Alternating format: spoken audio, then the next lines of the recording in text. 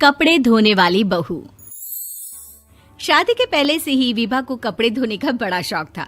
कभी नल के नीचे तो कभी तालाब के पास। अरे मेरी नीली वाली लुंगी नहीं दिख रही है।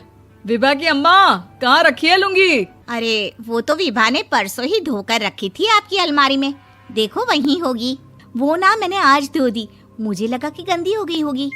अरे कैसे गंदी हो गई थी? उसे तो मैंने पहना भी नहीं। हे भगवान, इस लड़की के कपड़े धोने की आदत से परेशान हो गया हूँ मैं। जितना तो घर में राशन नहीं आता, उससे कहीं ज्यादा डिटर्जेंट पाउडर का खर्चा है। इसकी शादी करवा दो, शादी जाए अपने घर में ही करे काम, फिर चाहे घर के कपड़े धोने हो या पूरे गांव के।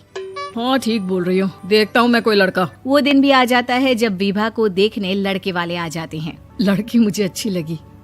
होने वाली सास कहती है, बेटी अगर कुछ पूछना है तो पूछ लो। वैसे तो हमारी लड़की बहुत ही शर्मीली है, जो बोल दो वो मान लेती है, इसे क्या पूछना होगा। अरे कैसी बात कर रही हो माँ, मुझे इन लोगों के घर रहना है, सवाल तो कई है। हाँ हाँ बेटा, पूछ लो ना, क्या पूछना है। आप लोगों के घर कपड़े कौन धोता है? सास का मुंह बन जाता है। देखो, अगर तुम ये कहना चाहती हो कि तुम्हें कपड़े धोने नहीं आते तो सुन लो, कपड़े मैं ही धोती हूँ, लेकिन तुम्हारे आ जाने के बाद मैं रुमाल तक नहीं धोऊंगी। अरे चुप रहना भाग्यवान, बहू बेचारी घर आई नहीं, उसे डराना शुरू कर दिया। वो क्या है ना बिटिया, अभी तक तो ये कल्लू की माँ ही धोती थी, लेकिन अब तुम्हारे पापा तो दहेज में वॉशिंग मशीन देंगे ही। तभी विभा की माँ बोल पड़ती है, सवाल भी पूछा तो क्या। वैसे भाई साहब, मशीन की तो फिर भी कपड़े धोने की कैपेसिटी होती है। मतलब जो बिटिया दे रहे हैं ना विभा, इसे कपड़े धोने का बहुत शौक है। ये आप लोगों के क्या, आस पड़ोस गांव मोहल्ले सबके कपड़े धो दे और उफ तक ना करे। बाहर देखा नहीं आपने कितने कपड़े सूख रहे हैं? सब हमारी बिटिया ने ही तो धोए हैं। बस भी करो ना माँ, शर्म आ रही इतनी तारीफ सुनकर। और तो और एक दाग निकाल कर दिखाओ तो मान जाओ। हाँ अच्छा, माफ करना बेटा, मैंने गलत समझा। हमें तो रिश्ता बहुत पसंद है। और ऐसे जुड़ जाता है रिश्ता कपड़े धोने का शौक रखने वाली विभा का। उसकी शादी हो जाती है कोयला फैक्ट्री में काम करने वाले कल्लू के साथ। शादी के बाद अचानक विभा चिल्लाती हुई सास के पास आती है। सासू माँ, अरे सासू माँ कहाँ है आप? ये तो धोखा है, धोखा दिया आप लोगों ने मुझे। इसे ससुर के चक्कर के बारे में पता चल गया। अरे तो उसमें तुझे क्यों धोखा मिला है? अरे नल में पानी नहीं आता, कपड़े कैसे कब धुलेंगे? अच्छा, तू पानी नहीं आ रहा उसकी बात कर रही है। तो आपने क्या सोचा? कुछ नहीं। अच्छा, तेरी माँ ने कहा था कि कपड़े धोने का शौक है तुझे, याद आया मुझे।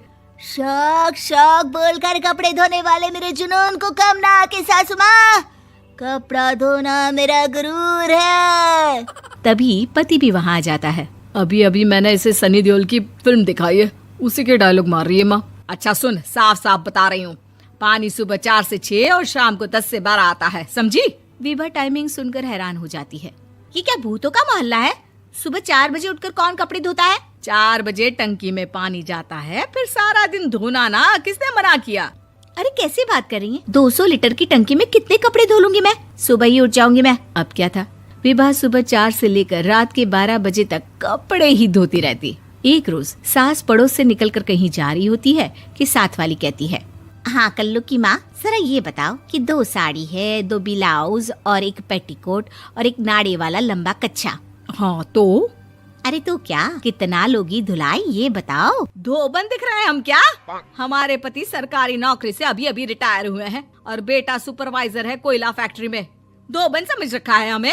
हाय रे कल्लू की अम्मा, माफ कर दो, वो तो मोहल्ले में यही सब बता रहे थे कि तुमने बहू को कपड़ा धुलवाने के काम में लगा दिया है। सास को पड़ोसन की बात सुनकर गुस्सा आ जाता है। वो घर पहुंचती है जहां घर के बाहर ही इतने सारे कपड़े सूख रहे होते हैं जितने कि किसी धोबन के घर पर। अरे ओ कल्लू की दुल्हन, बाहर निकल।